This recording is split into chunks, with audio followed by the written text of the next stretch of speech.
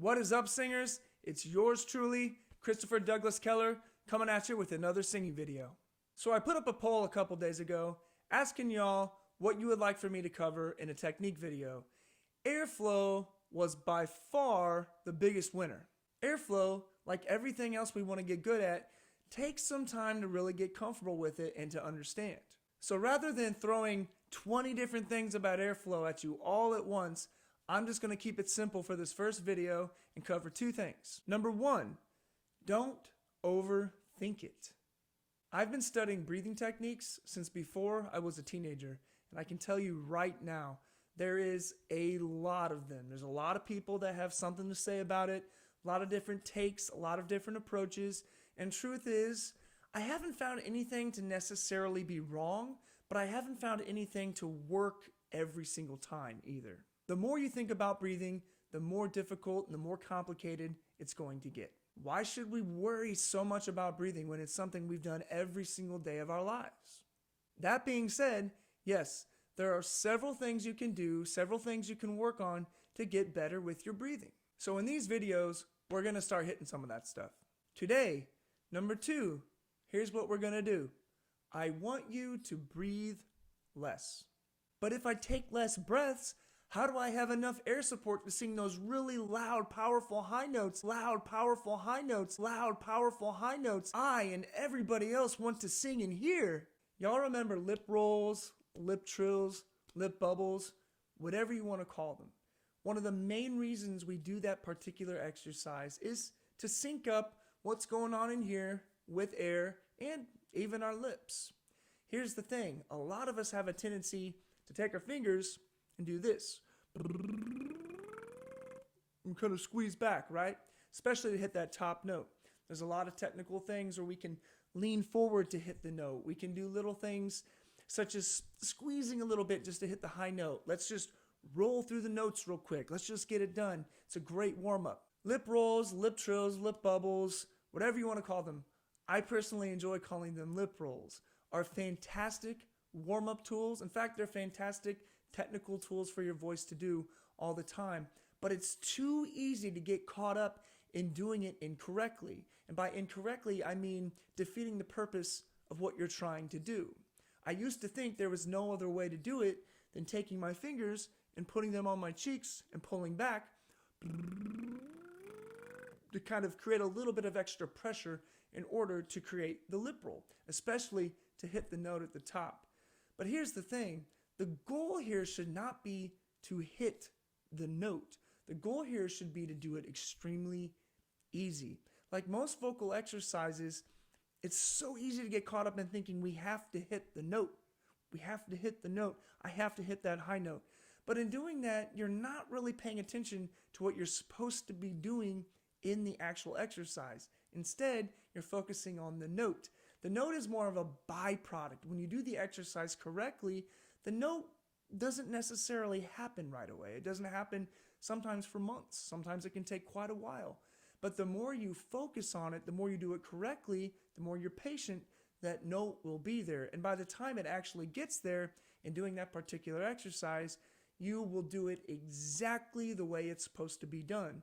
Therefore, you're not relying on as many bad habits to create the pitch. So with lip rolls, we want to do the same exact thing. So first of all, we want to take away some of that tension. First place of tension, our fingers. You don't need them. You don't need them. It might feel kind of funky. It might feel kind of loose, but that's kind of the point. You need to get used to feeling nice and free and relaxed when you do this exercise. If I take the classic round scale and I go,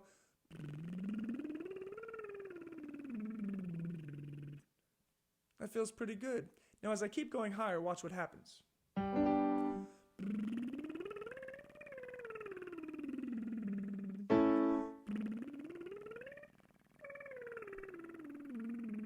Notice right there, that note didn't come out.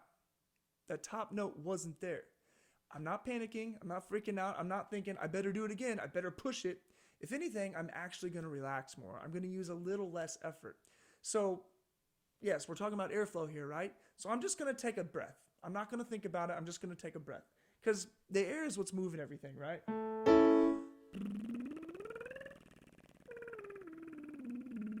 It still didn't happen. All right, I'm going to try it one more time.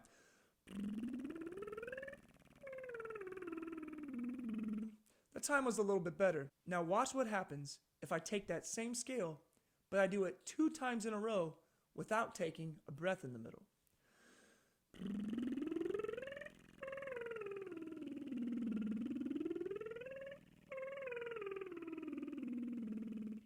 Notice how the tone's starting to round out a little bit, and I'm getting a lot closer to that note.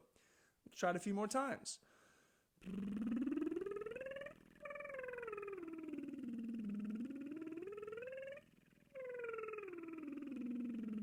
Almost there.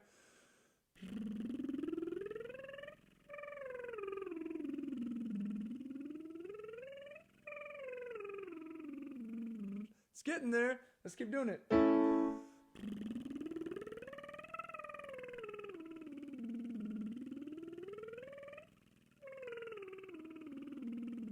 The first one I got it. Let's do it again.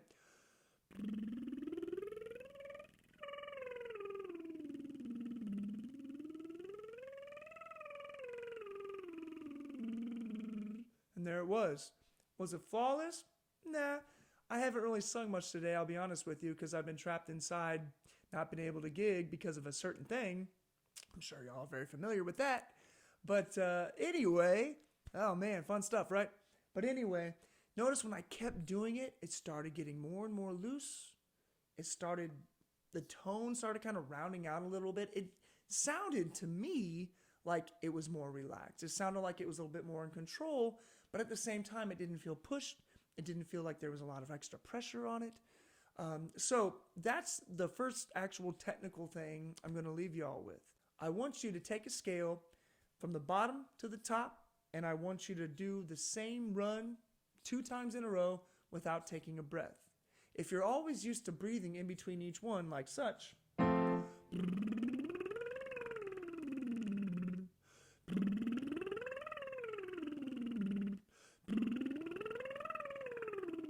what ends up happening is you're breathing in, you're doing the scale, but by the time you get to the bottom, you actually have a lot of air in reserve. So when you get to the bottom, you really have 2 choices. You can let that excess air out and then take another refreshing breath, or you can just keep going. And what you'll find is you don't need as much air to hit that high note as you think. There is a lot of physical, technical things that make this work.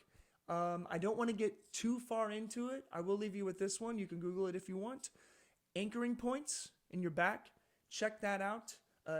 Anchoring, they're anchoring you down. They're pulling it down. If you breathe in too much and you have too much air pressure in the back of your lungs there, you can have some real funky things happen, which actually prevent you from hitting the note you're trying to hit.